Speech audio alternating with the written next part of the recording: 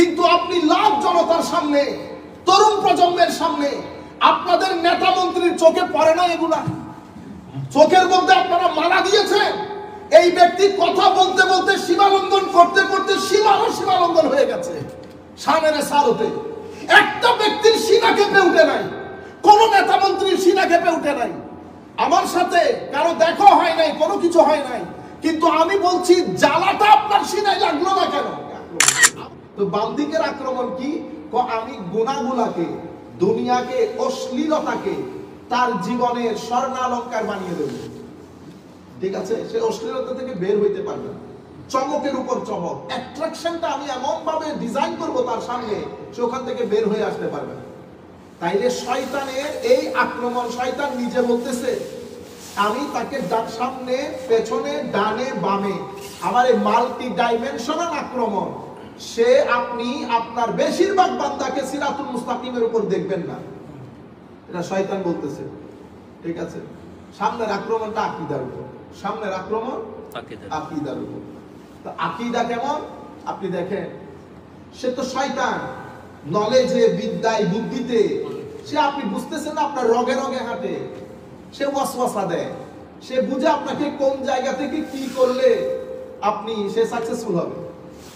এখন এখানে তো শুধুমাত্র মুফাসসিরিন একরাম আখিরাতের ব্যাপারে আপনাকে কনফিউজ করে বলতেছে, কিন্তু মনে রাখবেন আমাদের ঈমানের মধ্যে আমরা যখন কালমা পড়ি লা ইলাহা ইল্লাল্লাহ মুহাম্মাদুর রাসূলুল্লাহ সাল্লাল্লাহু আলাইহি ওয়াসাল্লাম, আমার আল্লাহ কোরআনে পাকের মধ্যে যখন আমার নবীকে তুলে ধরেছে, আমার নবীকে যখন তুলে ধরেছেন প্রত্যেক জায়গায় আমার নবীকে আল্লাহ আল্লাহর সাথেই রেখেছেন।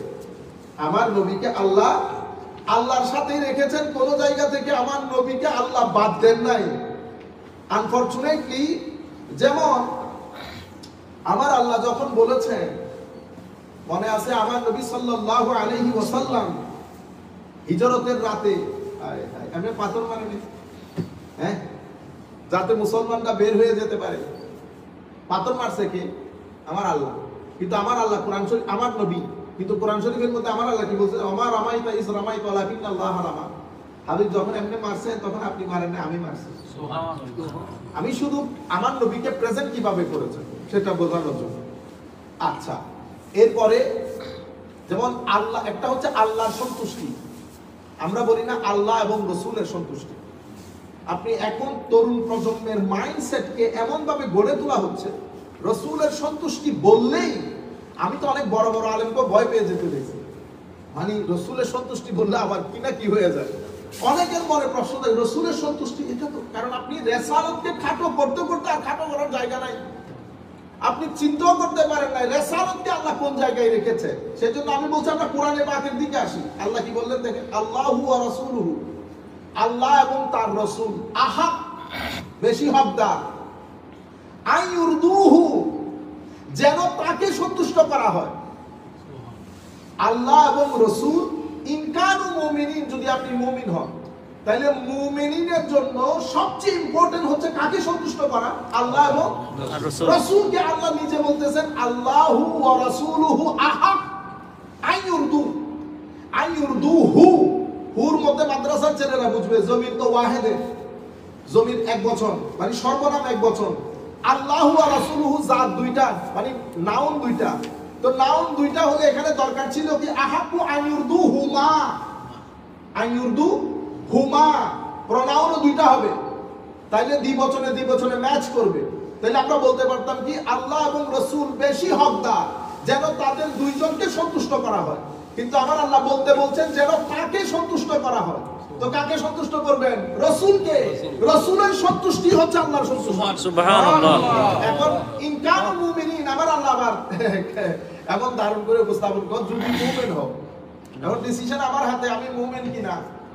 কিন্তু পরিস্থিতি এমন করে ফেলা হয়েছে, আপনি বুঝতে পারতেছেন না। আপনি বলতেছেন হুজুর এত রেগে গেলেন কেন? ইন্না লিল্লাহ। মাহফিলের মধ্যে কি বললেন? আপনি মাহফিলের মধ্যে বলতেছেন খবরদার নারাই রিসালাত বলবেন না, এটা একটা ফালতু স্লোগান, তাকবীর শুধু আল্লাহ। এখন বুঝছেন, আপনি যখন রাজনীতি সিটগুলোর কথা বলবেন, তো সেই কারণে আমি আপনাকে ম্যাকিয়াভেলির কথা শোনাচ্ছি। আমি আরেকটা আপনি দেখাবো, একটু সময় নিব। আজকে তাবারুক দুই জায়গা থেকে আসছে, এজন্য একটু সময় হবে।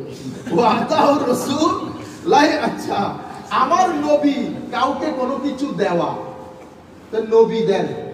আমার আল্লাহ বলতেছেন ওয়ালাউ আন্নাহুম রাদু, যদি তারা সন্তুষ্ট থাকতো, মা আতাহুমুল্লাহু ওয়া রাসূলুহু, যা আল্লাহ রাসূল তাদেরকে দান করেছেন, দিয়েছেন কিন্তু রাসূলুল্লাহ, দিয়েছেন কে?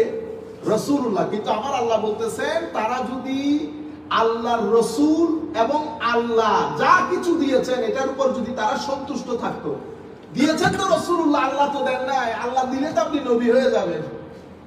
কিন্তু আমার আল্লাহ বলতেছেন কি ওয়ালাউ আন্নাহুম রাদু, মানে আমার আল্লাহর দেওয়া আমার নবীর দেওয়া দুই দেওয়ার উপর যদি আপনি কি হন? সন্তুষ্ট হন।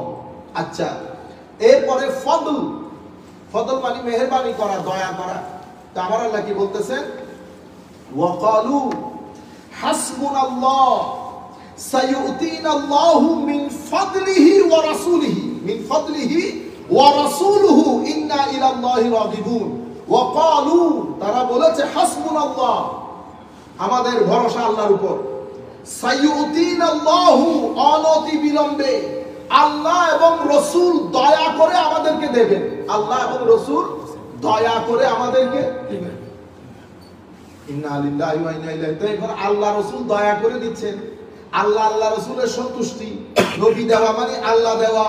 আচ্ছা, এরপরে ওয়ামা নাকামু ইল্লা আন আগনাহুমুল্লাহু ওয়া রাসূলুহু মিন ফাদলিহি, আল্লাহ এবং রাসূল নিজ দয়ায় যখন আপনাদেরকে দিয়ে পয়সা আলা বানাই দিবেন। কার দয়া? আল্লাহ এবং আল্লাহ রাসূল নিজের দয়ায়। আপনারা আমরা শানের সালাতকে একেবারে মানে আন্ডার এস্টিমেট করে দিলাম। আচ্ছা, এরপরে আনআমাল্লাহু আলাইহি ওয়া আনআমতা আলাইহি, আল্লাহ তাদের উপর নিয়ামত দান করেছেন, ওয়া আনআমতা আলাইহি, এবং আপনিও দান করেছেন ইয়া রাসূলুল্লাহ। আল্লাহর নিয়ামত এবং রাসূলের নিয়ামত, আল্লাহর নিয়ামত এবং রাসূলের নিয়ামত। এভাবে আপনি আগে আগে যাচ্ছেন, আমি তো সংক্ষিপ্ত করতেছি কারণ আমাকে আরেকটু সময় নিতে হবে। ইয়া আইয়ুহাল্লাযীনা আমানু লা তুকাদ্দিমু বাইনা ইয়াদাইল্লাহি ওয়া রাসূলিহি, মানুষ আপনি সাহাবায়ে কেরাম আমার নবীর আগে একটা কাজ করে ফেলেছেন। আমার আল্লাহ বলতে কি বলছেন? হে মুমিন, লা তুকাদ্দিমু বাইনা ইয়াদাইল্লাহি ওয়া রাসূলিহি, আল্লাহ এবং আল্লাহ রাসূলের আগে আগে হাঁটিও না। তা আল্লাহর আগে কেউ হাঁটতে গেছে? আল্লাহর আগে আপনি হাঁটতে পারবেন? আল্লাহর কোনো শেপ আছে? তো আমার নবীর আগে তো সব জায়গায় আল্লাহ এবং রাসূল একসাথে রেখেছেন। আল্লাহ আপনার সিনা কেন কেঁপে উঠলো না যখন আপনি ডিসএগ্রি করতে পারেন? আমি হলে বলতাম নারায়ে রিসালাত আমার এখানে বলিয়েন না, কারণ আমি নারায়ে রিসালাতের শব্দের সাথে দ্বিমত পোষণ করি। এটা হলে আমি আপনাকে বেয়াদব বলতাম না। কিন্তু আপনি লাখ জনতার সামনে তরুণ প্রজন্মের, তরুণ প্রজন্মের সামনে আপনাদের নেতা মন্ত্রীর চোখে পড়ে না এগুলা? চোখের মধ্যে আপনারা মালা দিয়েছেন। এই ব্যক্তি কথা বলতে বলতে সীমালঙ্ঘন করতে করতে সীমালঙ্ঘন হয়ে গেছে। শানের সালতে একটা ব্যক্তির সিনা কেঁপে উঠে নাই, কোন নেতা মন্ত্রীর সিনা কেঁপে উঠে নাই। আমার সাথে কারো দেখা হয় নাই, কোনো কিছু হয় নাই, কিন্তু আমি বলছি জ্বালাটা আপনার সিনায় লাগলো না কেন? আমি যদি এখন আবু আলা মওদুদীর শানে কিছু বলি, আপনি পুরো বাংলাদেশ থেকে আমাকে ব্লক করে দেবেন। আমি চাই, আমি এটাকে নাজায়েজ মনে করছি না, কারণ আপনার নেতা। তো আপনার নেতার জন্য যে মহব্বত অন্তরে ধারণ করেন সেটা আমার নবীর জন্য ছিল না, সেটা আমার নবীর জন্য হয় নাই। আল্লাহ এবং রাসূল নাম একসাথে রাখলে বলে শিরক হয়ে যাবে। আপনি কোন পুকুরের মাছ? বাংলাদেশের লাখো কোটি উলামায়ে কেরাম যাদের জুতা বহন করা পর্যন্ত আমাদের তৌফিকে নাই, এত বড় বড় উলামায়ে রাব্বানী, তারা এটাকে শিরক বলে নাই।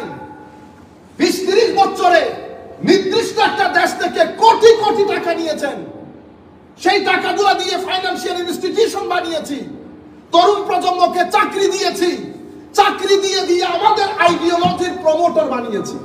আপনি বলছেন আমরা দ্বীনের কাজ করছি, কেউ দ্বীনের কাজ করছেন না। প্রত্যেকে যার যার আইডিওলজি প্রমোট করছেন, প্রত্যেকে যার যার আইডিওলজি প্রমোট করছেন।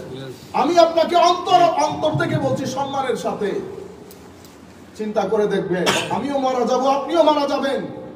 আমার রাসূলের সামনে যদি দাঁড় করিয়ে দেয়, আপনি এটা বলবেন আমার নবীর সামনে যদি আপনার ভিডিও ক্যাসেট শোনাই ইয়া রাসূলুল্লাহ, লাখো মানুষের মাজমার মধ্যে সেই কথা বলেছে। আপনি বলেন, সুন্দর করে বলেন।